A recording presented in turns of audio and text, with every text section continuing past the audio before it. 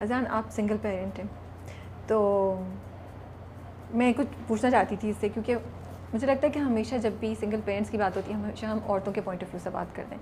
कभी हम मर्द का पॉइंट ऑफ व्यू या मर्द को क्या चैलेंजेस होते हैं या वो किस चीज़ से गुजरता है, हम कभी उस पर बात नहीं करते। मैं ऑलरेडी अज़ान से पहले बात कर चुकी हूँ, he is okay to talk about it. So I want to know, जब प्रोसेस स्टार्ट होता है या जब शुरू में होता है, तो what are the challenges as a man you face? क्या बहुत मुश्किल होता है? आपको भी जजमेंट फील होती है, लोग करते हैं जज? व्हाट इज़ इट लाइक एक मर्द के पॉइंट ऑफ व्यू से? आई थिंक सोसाइटी जो है वो मर्द में एक अननेसेसरी अना पैदा करती है, जिसको पहले अपने बच्चों की खातिर मारने को मैं नहीं कहूँगा, लेकिन अपने काबू में लानी होती है कोई भी ढंग का फ़ैसला करने से पहले। एंड वो मेरे लिए सबसे बड़ी जद्दोजहद रही, because the mother of my children is my friend, was a very close friend of mine, and वो एक बहुत अच्छी माँ है। तो मेरा जो नीजक रिएक्शन अपब्रिंगिंग की बुनियाद पे था, वो अपनी अना को सामने लाकर बोलूँ, मेरे जो एक आम आदमी का होता है, और मेरा भी था। I found the difficulty was in me coming to terms with my ego and realizing कि मेरी अना से किसी को भी फ़ायदा नहीं है, मुझे भी फ़ायदा नहीं है। और जिस दिन वो मुझे समझ में आ गया, उस दिन आई थिंक मेरे बच्चों की ज़िंदगी, everybody's life got better, and I think that is a challenge जो हमें नहीं सिखाया जाता। हर चीज़ एक अना की जंग बनती है, स्पेशली इन रिलेशनशिप्स में, और आई थिंक उसके बारे में लोगों को एजुकेट करना इज़ मोर इम्पोर्टेंट। आपने बहुत खूबसूरत बात बोली है। I think that is what ends up becoming the most important thing. मैंने रिसेंटली आप यू नो, अब क्योंकि luckily we are all on good terms, हमारे यू नो बहुत क्लियर अरेंजमेंट्स हैं, बच्चे मेरे पास कब होते हैं, उनके पास कब होते हैं, एवरीथिंग इज़ वेरी अल्हम्दुलिल्लाह सॉर्टेड आउट, ऑर्गेनाइज्ड। लेकिन उस पॉइंट तक पहुँचते हुए जब मैं पीछे मुड़ के देखता हूँ और सोचता हूँ जो मुझे एडवाइस दी गई थी वो बहुत बुरी थी। मतलब वो इतनी बुरी एडवाइस थी कि जब मैं क्या एडवाइस दी गई थी अब और आपने उसको कैसे काउंटर किया? कि वो शुरू से ये था कि पहले तो बच्चों की खातिर साथ रहो। अच्छा, लेकिन अगर दो लोग नहीं मिल रहे और बच्चों के इन्वायरमेंट में सिर्फ एक बदमज़गी है, तो 2021 या 22 में या 2020 में उनको वो इन्वायरमेंट क्यों दिया जाए, जब एक खुश इन्वायरमेंट दिया जा सकता है जहाँ उनकी माँ उनकी ज़िंदगी का बहुत बड़ा हिस्सा है, वो खुश हैं, उनके वालिद खुश हैं, सब खुश हैं। अच्छा, ये फिर एडवाइस आई कि बच्चे अपने पास रहने चाहिए, ये सारा कुछ। लेकिन हमारा तो मज़हब सिखाता है कि माँ के पास एक उम्र तक बच्चे रहने बहुत ज़रूरी हैं। और मैं एक सिंगल पेरेंट का भी बच्चा हूँ। अगर मैंने एक बाप के नाते पॉइंट ऑफ व्यू से देखा है, मैंने माँ की तरफ से भी देखा है अपनी वालदा का, and 95% of the issues are solve जब आप अपनी ईगो साइड पे रख दें और आप बोलें कि अच्छा, नॉट जस्ट बच्चों के लिए, सबके लिए बेहतरी किस चीज़ में है। और ऑनेस्टली उस ज़्यादातर फैसले वही मसले हल हो जाते हैं जब आप वो ईगो ख़त्म कर देते हैं। क्योंकि आपकी ईगो आती है, फिर आप एक दूसरे से बदतमीज़ी से पेश आते हैं, and so on and so forth. So I assume अगर ये देखा जाए बाय एनी सिंगल फादर और मदर, आई थिंक वो ही सबसे बड़ा मरहला है, एंड उसको आप ओवरकम कर लेंगे तो फिर आप क्लियरली सोच पाएंगे और आप ये देख पाएंगे कि आपकी जो भी इंडिविजुअल सिचुएशन है उसमें क्या किया जा सकता है टू पीसफुली रिजॉल्व थिंग्स। क्योंकि कोलैटरल डैमेज आपकी ईगो की वजह से सिर्फ बच्चों का होगा और किसी का नहीं होगा। अभी वो आपके पास आए हुए थे समझ में छुट्टियां गुजारने, कितनी एफर्ट करनी पड़ती है? What is the process? कि I am sure it's a challenge. आपकी लाइफ भी बहुत बिजी है और बच्चे भी जैसे बड़े होते जा रहे हैं, उनकी लाइफ भी कितनी बिजी होती जा रही है कि उनकी ज़िंदगी का हिस्सा है जब आप लोग इतने करीब नहीं रहते। आई थिंक बहुत आसान है, आज बहुत आसान है हमारे पास। जब अल्हम्दुलिल्लाह हम उस वक्त में नहीं रहते कि हम किसी को ख़त पकड़ाएंगे और बंदा एक घोड़े पे भागता हुआ 40-50 दिन पहुंचेगा वहाँ पर, और मतलब हम तो वहाँ नहीं रहते ना, मैं एक बटन के बाद अपने बच्चों से बात कर सकता हूँ, वो मुझसे बात कर सकते हैं, मुझे दिन में 25 फ़ोन अगर करना चाहें वो कर सकते हैं। आते हैं फ़ोन? आते हैं हाँ, बिल्कुल। इसने अभी मुझे मारा, अच्छा मैं वो सॉल्व कर रहा हूँ, सामने से 4 लोग काम के बैठे हैं, बोलो नहीं अच्छा वो पोकेमोन कार्ड्स आज है ना, उसने मेरा पोकेमोन कार्ड ले लिया, अब मैं हल कर रहा हूँ फ़ोन पे बैठ के ना मसला, और मैं उनकी सुलह करवा रहा हूँ, तुम इधर बैठो तुम इधर बैठो। तो we are lucky we can do that. And जब हाँ ये ज़रूर है कि I now want to schedule my work in a way कि जो उनकी हॉलीडेज़ हैं, उनकी चीज़ें हैं, या जो टाइम मैं उनके साथ गुजार रहा हूँ वो ओवरलैप कभी ना हो। ये ज़रूर है, लेकिन मैं ये ज़रूर बोलूँगा कि आज जितना फोकस्ड और डेडिकेटेड टाइम मैं उनको दे सकता हूँ मैं पहले नहीं देता था। सब एक्स्ट्रा एफर्ट भी तो कर रहे हैं। इट्स नॉट एक्स्ट्रा एफर्ट, क्योंकि प्रेशर आपको ज़्यादा नहीं फील होता बिकॉज तो मैं आपको खुद को रोकता भी हूँ, उनकी ज़िंदगी का पार्ट बनना तो है। आई थिंक ये भी बड़ी गलती होती है सिंगल पेरेंट्स की Interesting कि point, वो ओवरली कॉम्पनसेट करके बिगड़े बच्चे बड़े कर देते हैं, कि उनको गिल्ट होती है कि हम साथ में नहीं हैं, तो फिर वो बिगाड़ते हैं बच्चों को।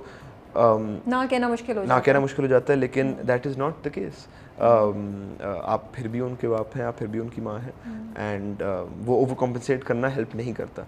अगर आप इसलिए अटेंशन नहीं दे रहे क्योंकि आप आसान रास्ता चूज करना चाह रहे हैं, लाइक टॉय शॉप लेके जाके 4 खिलौने खरीदना आसान रास्ता है, वर्सेस ना कह के किसी और चीज़ में बिजी करना। ऐसा ही है। So it is just that. So as a parent for me that is better now that I can be like यार ये 2-2.5 महीने मैं इस वक्त काम नहीं करूँगा, बाकी आप मुझसे 18 घंटे काम करा लें 7 महीने, लेकिन ये 2.5 महीने मैं पूरा दिन देखूंगा हैरी पॉटर 4 बार और मुझे उस 4 बार उसको याद करूंगा, या मैं फ्रोजन के सारे गाने याद करके पियानो पे याद करूंगा और फिर वही गाने गाता रहूंगा दिन में, यू नो, और उनके सारे लिरिक्स याद होंगे, और एल्सा कौन सा ड्रेस पहनती है और क्यों बनती है, जी जी जी जी हम सब वो करते हैं। और फिर लेकिन that is important as compare to मैं बोलूँ कि अच्छा यार मैं काम कर रहा हूँ तो अम्मा इनको दुकान ले जाएं और चीज़ें ले लें, या टीवी पे लगा दूँ, या बोलूँ कि जी आप कुछ देखते रहो।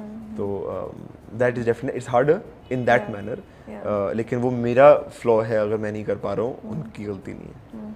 एक बात और पूछना चाहूँगी, आपको क्या लगता है कि बच्चों के सवालों के जवाब देने चाहिए, आप लोग देते हैं, या बच्चों को थोड़ा डाइवर्ट कर दें? बहुत जगहों पे होता है कि पेरेंट्स कहते हैं कि हम इनको असल बात नहीं बताएंगे, हम उनको बस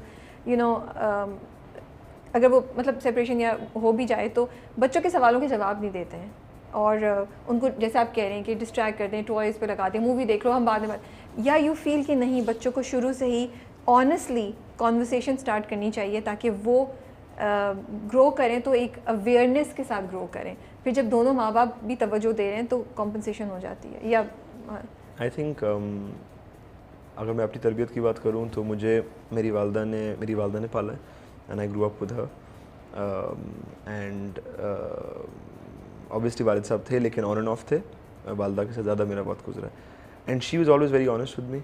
उनसे मैं कोई भी सवाल करता, हाँ कुछ सवाल जो एक 7 साल के बच्चे को नहीं पूछने चाहिए, तो वो कहती थी अजान जब तुम 12 साल के होगे मुझसे आके पूछ लेना, मैं बता दूंगी, लेकिन ये इस वक्त का नहीं है। अब वो किसी वजह से मैंने सुन लिया हो किसी दोस्त को कहते हुए तो मैंने पूछ लिया हो, बट या वो उसका एक क्या कहते हैं पीजी रेटेड जवाब मुझे दे देती, लेकिन जवाब ज़रूर देती।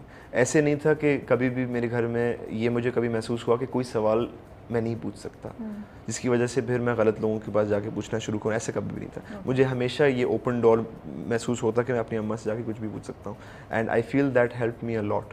सो सख्ती भी मिली, एज आई सेड अम्मा आज तक मेरी सख्त है, मतलब she will not allow nonsense, but बात कोई चीज़ पूछना, I think the best way is to be honest, और वो honesty is not just in things, it's also जब आपको नहीं पता है कुछ। मैं बहुत दफ़ा देखा पेरेंट्स इलॉजिकल फैक्ट्स बच्चों को बता रहे होते हैं क्योंकि मैं तो हम पेरेंट हैं, हमें तो पता होना चाहिए। तो I feel honesty should B, अगर मतलब मेरा बेटा पूछता है कि जी बाबा रॉकेट कैसे बनता है, तो मुझे क्या पता यार, साथ जाके देख लेते हैं, ठीक है, एज कम्पेयर टू रॉकेट यूँ बनता है, वो गलत इन्फॉर्मेशन देके बच्चे को भेज दिया, which I have seen parents too. So the honesty should be complete honesty that मुझे नहीं पता यार, let's figure it out. So I think honesty would be the right way to do it. Is it easy to fall in love again? the concept of love becomes different. I feel it's very changes? different. It changes now. afterwards? No, I think it's very different now. No. Like, okay. I think love is something which today for me is affiliated with stability, affiliated with many other emotions जो पहले एक rush होता था कि बस उसकी आंखों में देखा और हम पागल हो गए और बस मुझे पूरी रात बैठ के गाने सुनने हैं और मुझे उससे बात करनी है, दुनिया पीछे तबाह हो जाए मेरी। तो मतलब मैं मेरे कुछ दोस्तों के यंगर ब्रदर्स एंड सिस्टर्स हैं जिनको आज आप जेन जी कहलाएंगे। yes. तो मैं उनका इतना चेज़ा लेता हूँ ना क्योंकि मैं उनसे बैठता हूँ, वो कहते हैं, मुझे हमेशा बोलेंगे, उनको लगता है कि मैं कोई अच्छे एडवाइस दूंगा ना उनको, मैं अपनी एडवाइस नहीं है, मैं कहाँ से दूंगा। लेकिन वो मुझसे पूछते हैं कि अजान ब्रो वो मुझे छोड़ के चली गई और वरना अच्छा क्या हो गया, ज़िंदगी ख़त्म है। मैं उनको कहता हूँ कुछ ख़त्म नहीं है, कुछ ख़त्म नहीं है, सब सही होगा। नहीं ब्रो, मतलब इसके बाद तो मतलब मैं सो नहीं पाता रात को। सो वो वाला लव जो है ना वो अब उस तरह से नहीं, it's just changed. So and I also think कि समटाइम्स हम अपना एक I am not some philosopher, लेकिन आई फील कि वी फॉर्म एन ओपिनियन कि हमारे लिए सक्सेस क्या है या लव क्या है या हैप्पीनेस क्या है 18-19 साल की उम्र में, और पूरी ज़िंदगी उसी को बीट रहे होते हैं। लेकिन वो भी चेंज होता है। जो मुझे चीज़ खुशी देती थी 18-19 साल की उम्र में वो आज नहीं देती।